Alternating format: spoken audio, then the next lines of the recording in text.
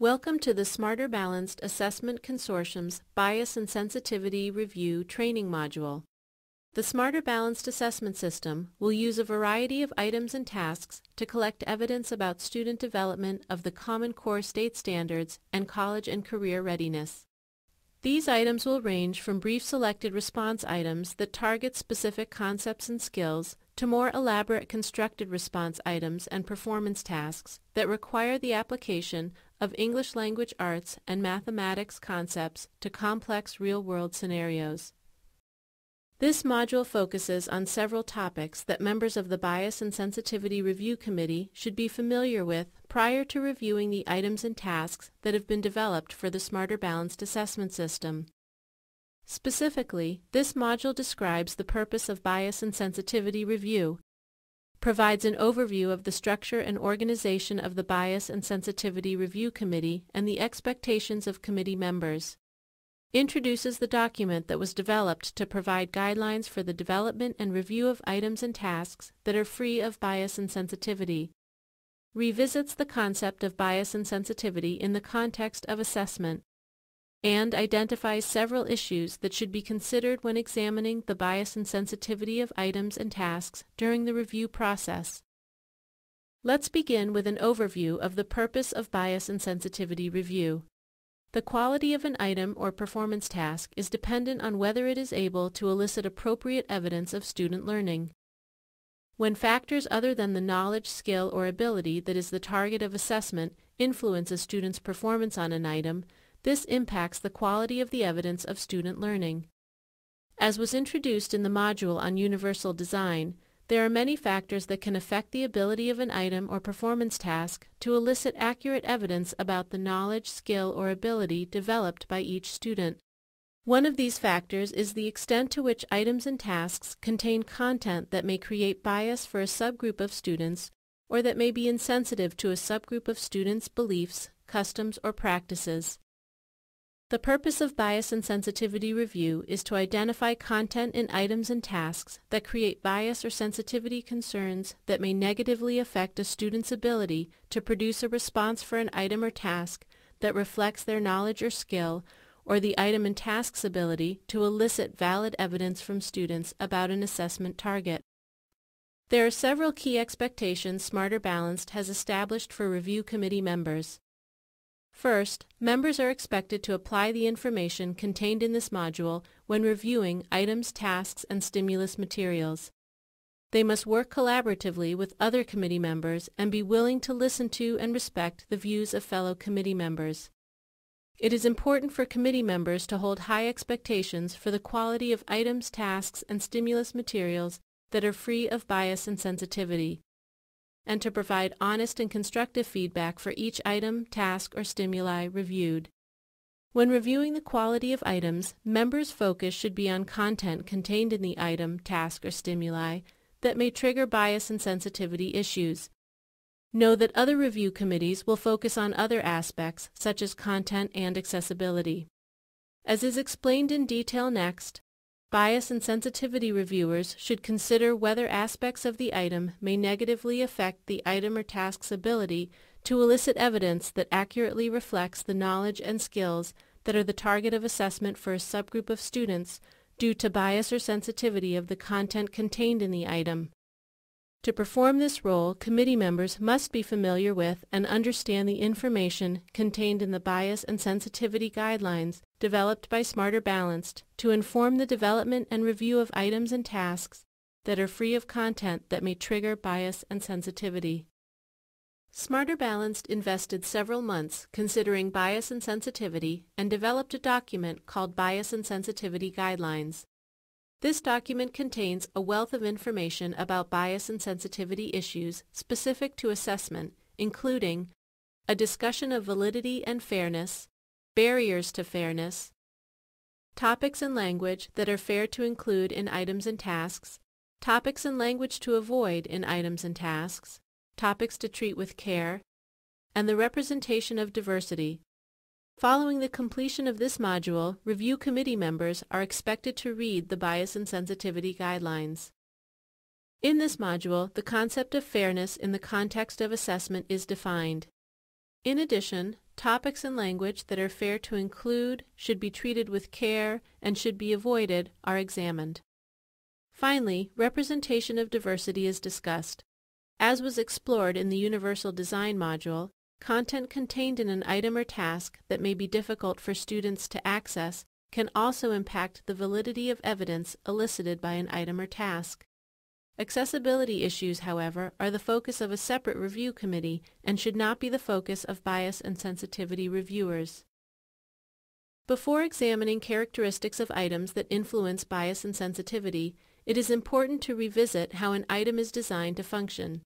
As was discussed in the Universal Design module, items and tasks are designed to perform several functions. First, items and tasks present information to a student in order to activate the knowledge, skill, or ability that is the target of assessment.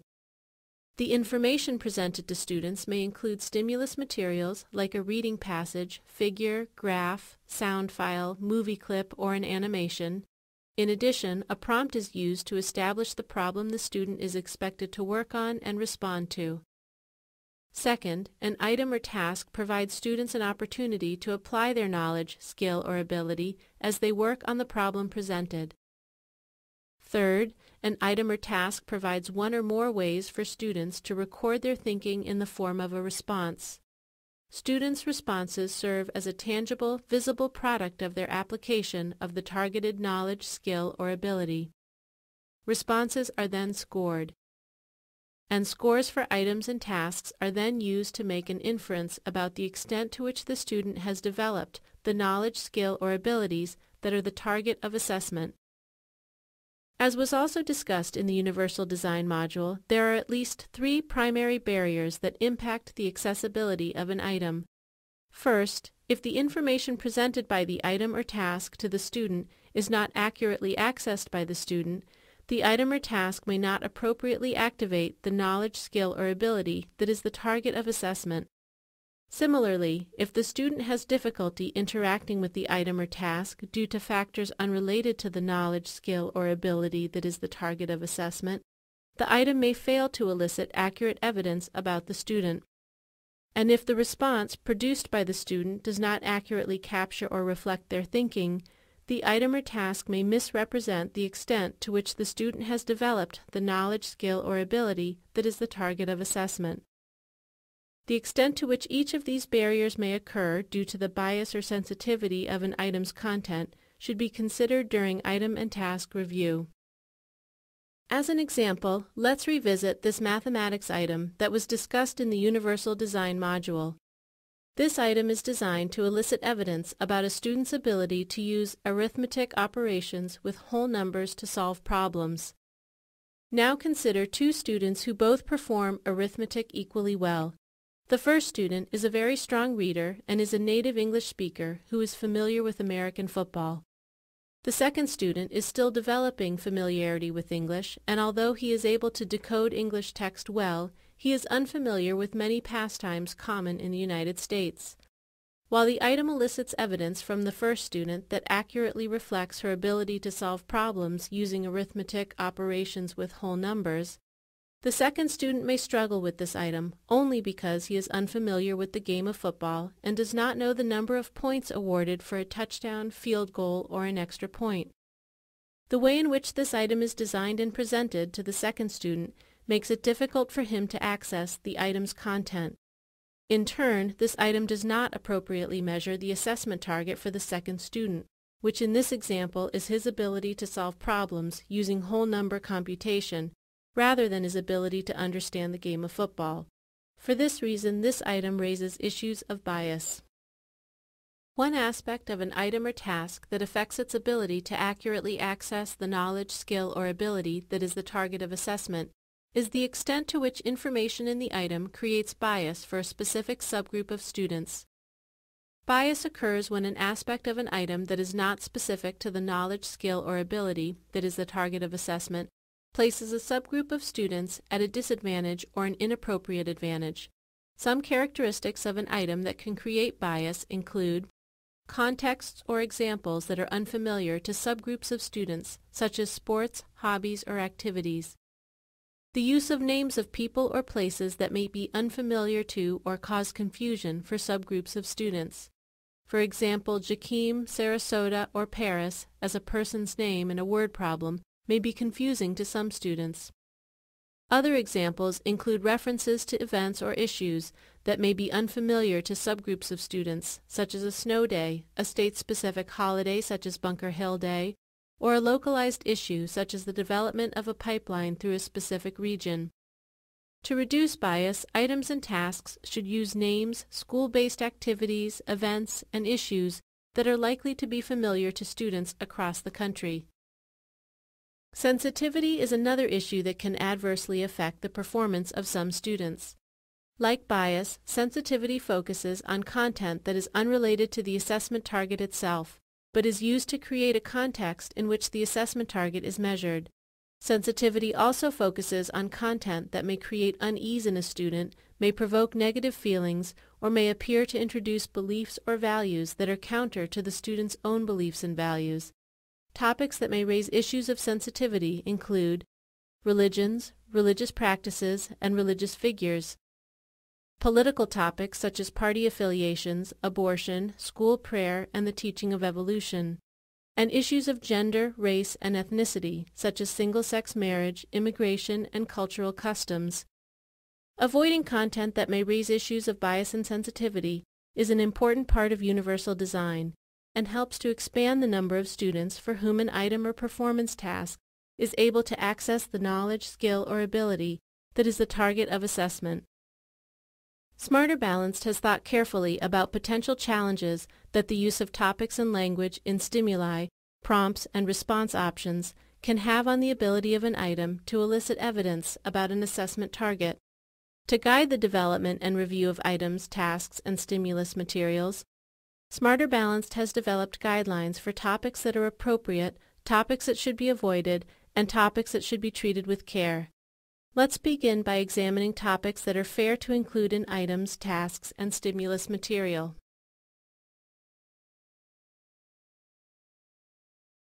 The Smarter Balanced Bias and Sensitivity Guidelines present several guidelines for identifying content and language that is fair and appropriate to use in items, tasks, and stimulus material.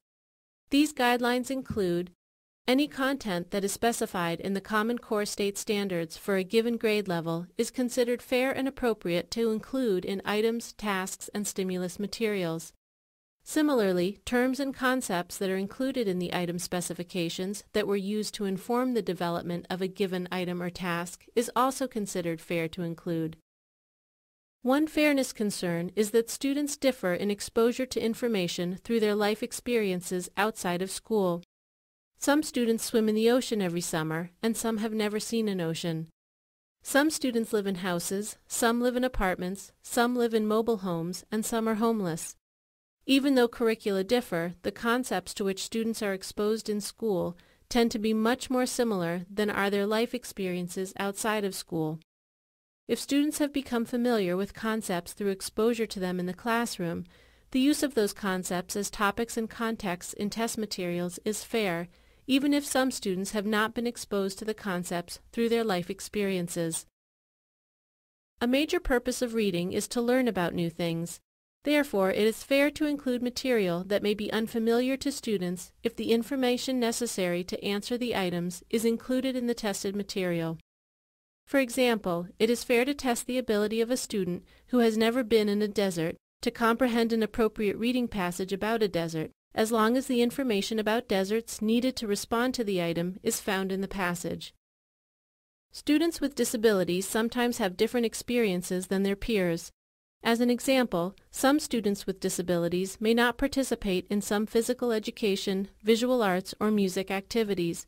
Nonetheless, it is acceptable to include material that may be unfamiliar to some students through life experiences, as long as the information necessary to answer the items is included in the stimuli or is part of the information expected from classroom exposure. It is important to note that for students with certain disabilities, the information necessary to answer the items should not need to be obtained through direct personal experience.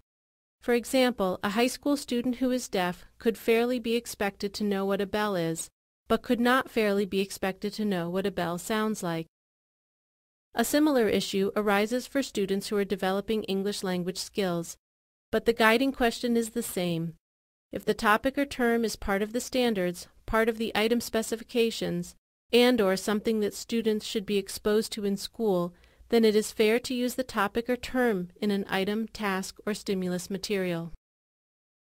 The Bias and Sensitivity Guidelines identify several topics that should be avoided in items, tasks, and stimulus material. These topics include words, phrases, and phenomena limited to a region or certain regions of the country, and words that carry different meanings in different regions. As an example, the word hero is used in some regions for the word sandwich, while other regions use the term hoagie or sub. In effect, any term that has localized meaning or is considered slang or jargon should be avoided. Avoid requiring knowledge of any particular religion. For example, to say that something is as colorful as an Easter egg may be an unfamiliar comparison for some students. Avoid requiring knowledge of specialized information and terminology, not related to the purpose of the test, that is associated with a particular occupation or field of knowledge, such as agriculture, law, mechanics, military, science, sports, technology, transportation, or weapons. For example, avoid requiring irrelevant knowledge of the purpose of a silo or the uses of a flange. Avoid requiring understanding of idioms and figures of speech unless understanding them is called for by the Common Core state standards. As a few examples, spill the beans, hit the hay, and flash in the pan are all idioms that can create confusion for students who are developing English language skills or who have not been previously exposed to their use. When the answer to any of these key questions is yes, bias and sensitivity issues will likely occur. In addition, the following topics should also be avoided. These topics include those related to human reproduction, such as pregnancy of human beings, contraception, abortion, and sexual behavior or sexual innuendo. Crime, such as abuse of people or animals, murder or assault, rape, torture, and stealing. Occults, such as witches, ghosts, and vampires, and other topics such as deportation of immigrants, experimentation on people or animals that is dangerous or painful, killing of animals for sport, and suicide. Additional topics that have become controversial and should be avoided include euthanasia, gun control, climate change, prayer in school, and recent partisan political issues, ethnic conflicts, and religious disputes. While many of these topics are discussed in school and in texts that students may encounter, it is best to avoid their use in assessment items and tasks. In addition to topics that should be avoided, Smarter Balanced has identified several topics that should be treated with care. Many of these topics are listed here, and further detail is provided in the Bias and Sensitivity Guidelines. To be clear, these topics may be included in items, tasks, and stimulus materials, but thought must be given to how the topics are presented, the positions presented about the topic, and the type of information provided about the topic. As an example, mention of an accident or a natural disaster in a story may be acceptable if the disaster mentioned is unlikely to have been experienced by a student performing the item or task, or if the disaster is not presented in a way that may upset or frighten some students. When making decisions about the appropriateness of these topics, it is important to consider the many different experiences students have had and to ask whether the presentation of the topic may unintentionally distract students from the problem presented by an item or task. Stereotypes should not appear in any items, tasks, or stimulus materials. A few examples of potential stereotypes include language that uses a dialect to imply a specific race or ethnicity, or phrases that contain stereotypes, such as man-sized job or Dutch uncle. The one exception is when dialect appears in historical or literary materials that are essential for measuring one or more Common Core state standards. Images that depict stereotypes, such as girls in frilly dresses and boys in jeans, or all white men in suits and ties and all black men dressed as laborers. Social or occupational roles that depict stereotypes such as all male doctors and all female nurses. Behaviors and characteristics such as depicting all Asian Americans as smart and all Native Americans as close to nature. More information about stereotypes is described in the Bias and Sensitivity Guidelines. It is essential that derogatory labels for groups do not appear in any items, tasks, or stimulus materials. Whenever possible, the labels that the group prefers must be used. The Bias and Sensitivity Guidelines suggest the following labels. Use Black or African American for African American people. For Asian American people, use specific terms such as Japanese American or Chinese American, Pacific Island American, Native Hawaiian, and Asian Pacific Island American should also be used as appropriate. When referring to people with disabilities, the word person should always be used before the disability. As an example, a person who is blind should be used instead of a blind person or the blind. The terms Latino American for men and Latina American for women, as well as Hispanic American, are all appropriate. It is also appropriate to refer to a nation of origin, such as Mexican American. Native American and American Indian are both acceptable. When possible, use specific names for peoples, such as Pequot or Mohegan. Some Native Americans prefer the words nation or people to the word tribe. Additional details for acceptable terms for older people, men and women, and other groups can be found in the Bias and Sensitivity Guidelines. A final guideline to consider is the extent to which diversity is represented within and across items, tasks, and stimulus materials. To the extent possible, males and females should be equally represented. Members of what are traditionally considered to be minority groups must be represented. Items, tasks, and stimulus materials should contain references to and examples that contain people of different ages, physical abilities, and social classes, and a wide variety of life situations, living conditions, types of housing, types of families, and regions should be depicted. While no one item or task can meet all of these guidelines, consideration should be made about representation of various groups and life situations across the items, tasks, and stimulus materials that are reviewed. This module presented several important issues Bias and Sensitivity Review Committee members should consider when reviewing items and tasks. Among these considerations are topics and language that are fair to use, topics that should be avoided, topics that should be treated with care, the importance of avoiding stereotypes, appropriate labels for groups, and the importance of representing diversity across items, tasks, and stimulus materials. This module also introduced reviewers to the Bias and Sensitivity Guidelines that Smarter Balanced has developed to help guide the development and review of items to ensure they do not contain issues that cause bias or sensitivity for students.